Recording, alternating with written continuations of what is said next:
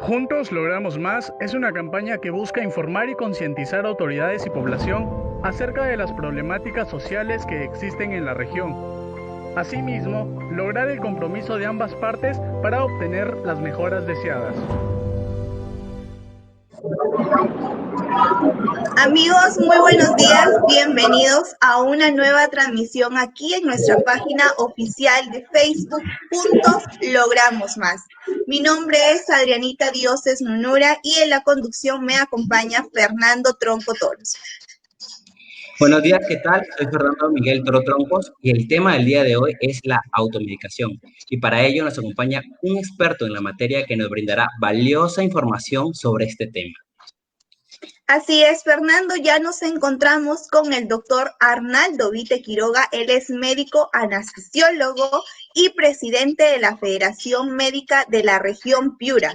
Él es egresado de la Facultad de Ciencias de la Salud de la Universidad Cayetano Heredia con más de 20 años de experiencia profesional. Muy buenos días, doctor, bienvenido.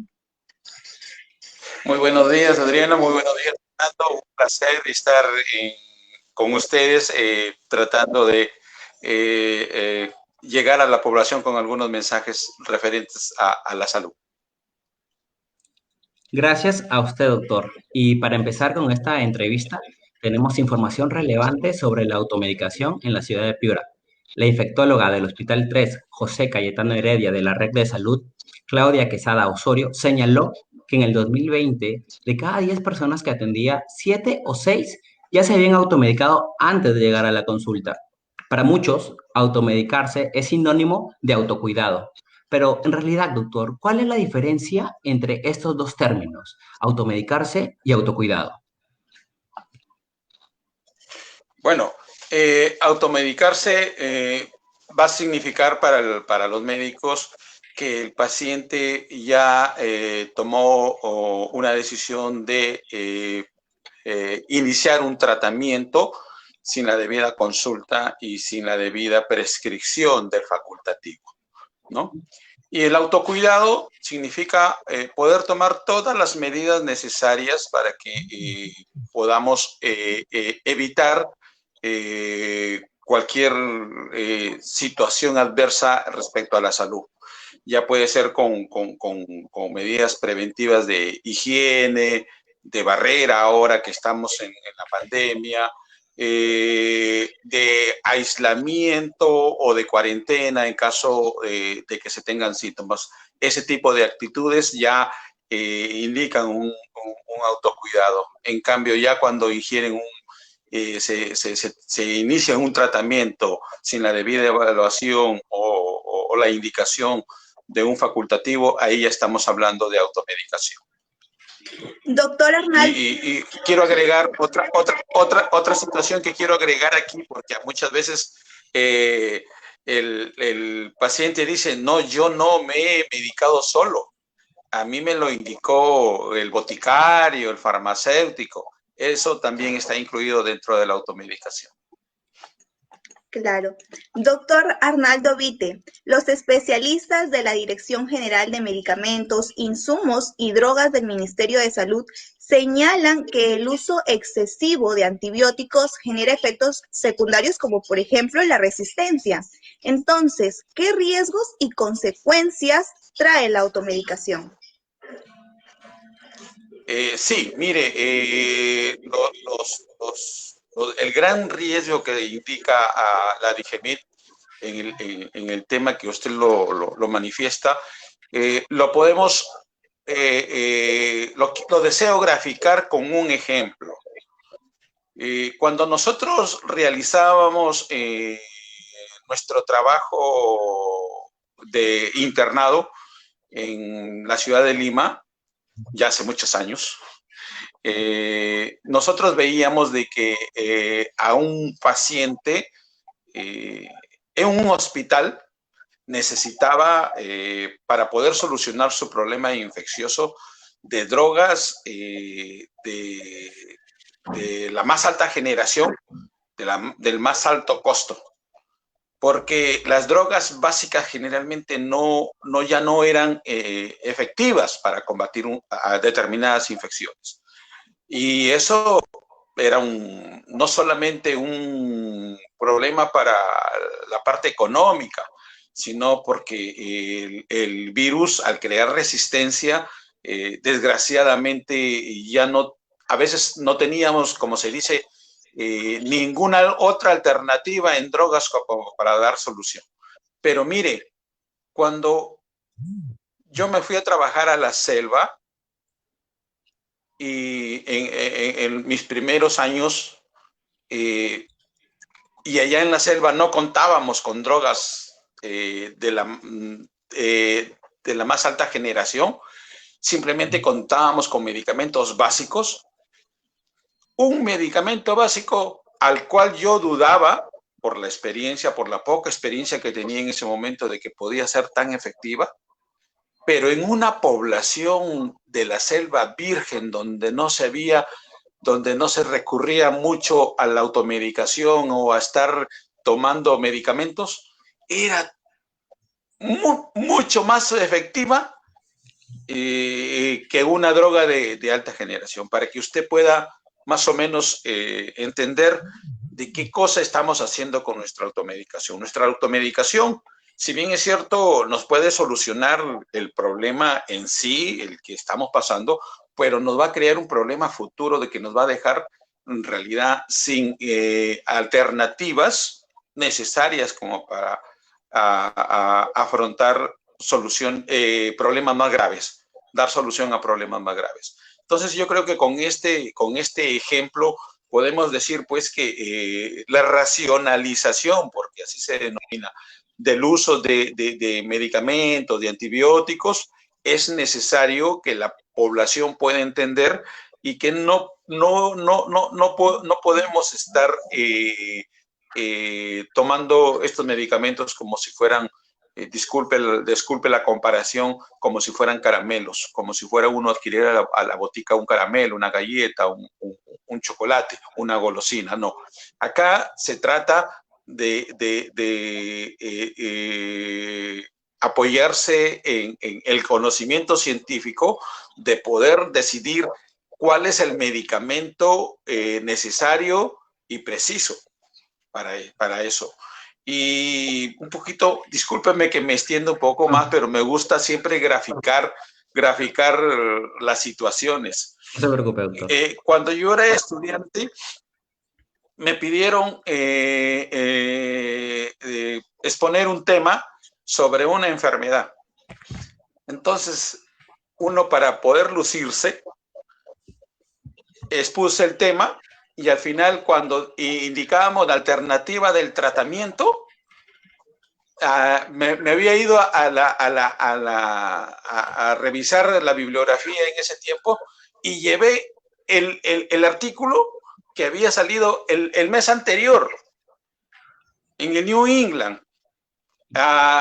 una realidad de Inglaterra, y lo expuse. Esto es lo que se está utilizando en Inglaterra para esta enfermedad. ¿Sabe lo que me dijo mi profesor? Eso es para la realidad de Inglaterra. ¿Por qué no me presentas un estudio de la realidad peruana? Y un poco también para ir conjugando conocimientos, necesitamos investigación en el Perú. Y lo vemos ahora con la pandemia, con el uso de la ivermectina. Hay mucha discrepancia con el uso de la ivermectina, pero en realidad tenemos un estudio hecho en el Perú sobre su uso, ¿no? Un poco para concluir con el ejemplo. Mi profesor decía, eso es para un inglés que está muy bien alimentado, que tiene todas sus vacunas, que su sistema de salud es lo más óptimo, que su alimentación es de lo mejor. O sea, y no, pues, no podemos comparar con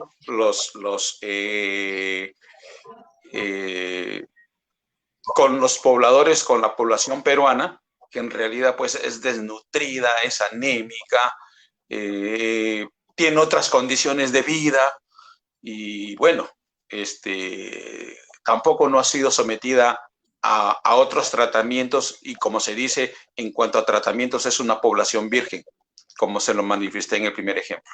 Claro. Son muchas de las cosas en las cuales es necesario racionalizar, como le digo, el conocimiento científico y poder guiarnos en cuanto a las decisiones que debamos tomar, respetando todo, y principalmente los estudios, ¿no? Claro, doctor, referente al tema que usted mencionó en el comentario pasado, en estos tiempos de pandemia por COVID-19 se ha intensificado mucho el tema de la automedicación, pero nosotros queríamos saber, y la gente también, cuáles son los fármacos que más han sido usados por la población para combatir este virus, a pesar de no ser recomendados por un médico. Mire, creemos que la ivermectina está en primer lugar. Luego está la citromicina y luego han ido incluyendo algunas otras drogas como la hidrocloroquina y también ya incluso llegando a anticoagulantes y antiinflamatorios. Eso es más o menos el espectro de las cuales la población ha estado haciendo uso. Algunos medicamentos con mayor seguridad que otros, ¿no? Algunos propiciados o aceptados en primer momento por el Ministerio de Salud y propiciados por algunas autoridades, ¿no? En el reparto, por ejemplo, la ivermectina, ¿no? Incluso algunos expertos en las primeras evidencias lo recomendaban, ¿no? Y muy abiertamente. ¿Por qué? Porque era una droga que no daba ninguna contraindicaciones, no tenía contraindicaciones, que ya había sido utilizado por muchos años. La ivermectina ha sido utilizada por tantos años que en realidad indicaban de que es tan segura de que no iba, que su toma no iba a producir, como no produce casi ningún efecto. Son muy raros los efectos de la ivermectina. No así la hidroxicloroquina, por ejemplo, que sí, asociada con la citromicina, ya habían evidencias de algunos problemas, sobre todo de índole cardíaco, ¿no? Problemas arrítmicos que incluso necesitaban, incluso el mismo protocolo del Ministerio de Salud indicaban que para poder asociar esa medicación había que tener la evaluación del cardiólogo y ver si el electrocardiograma permitía medicación, y también estar monitorizando continuamente. Era una elección un poquito ya más recatada, un poquito más que tenía que estar más en alerta el personal médico. Pero aquí también han habido drogas que se han utilizado, ¿no? Y por mismas recomendaciones, como son los antiinflamatorios y también los anticoagulantes, ¿no? Y esto sí, en realidad es un problema serio porque si bien los antiinflamatorios ayudan mucho, se utilizan, pero se utilizan en los tiempos, primero en los tiempos previstos, no en los primeros inicios cuando el virus está ingresando recién a nuestro organismo. Porque más bien en ese momento el antiinflamatorio disminuye el sistema inmunológico y el virus puede atacar mucho más que si no hubiera estado tomando antiinflamatorios.